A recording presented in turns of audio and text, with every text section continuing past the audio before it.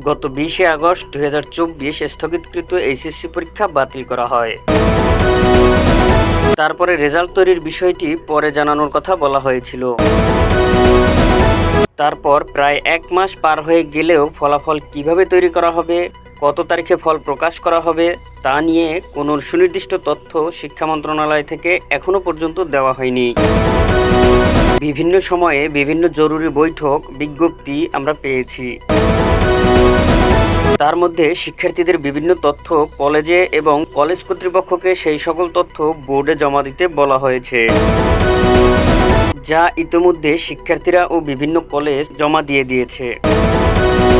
কিন্তু ফলাফল কিভাবে তৈরি করা হবে তা জানতে চাইলে আন্তঃশিক্ষা বোর্ডের চেয়ারম্যান ও বিভিন্ন কর্মকর্তারা জানায় বিভিন্ন ধরনের প্রস্তাবনা ওনাদের কাছে আছে। সেগুলো থেকে ওনারা একটি প্রস্তাবনা শিক্ষা মন্ত্রণালয়ে পাঠাবে। পরবর্তীতে আন্তঃশিক্ষা বোর্ড থেকে এসএসসি এর 75% এবং জেএসসি এর 25% নিয়ে সাবজেক্ট ম্যাপিং করে রেজাল্ট তৈরির প্রস্তাবনাটি শিক্ষা মন্ত্রণালয়ে পাঠানো হয়। এরই প্রেক্ষিতে এ বিষয়ে চূড়ান্ত সিদ্ধান্ত জানাতে আগামীকাল অর্থাৎ 18ই সেপ্টেম্বর একটি জরুরি বৈঠকের আয়োজন করেন শিক্ষা মন্ত্রণালয়। অপরদিকে অক্টোবরের প্রথম সপ্তাহেই ফলাফল প্রকাশের ঘোষণা দেয় আন্তঃশিক্ষা বোর্ড।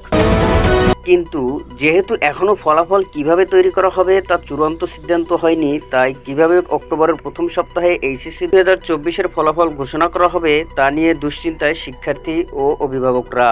মন্ত্রণালয়ের চূড়ান্ত সিদ্ধান্ত জানতে অবশ্যই চ্যানেলটিকে সাবস্ক্রাইব করে রাখবে। শেষ পর্যন্ত সাথে থাকার জন্য সবাইকে ধন্যবাদ।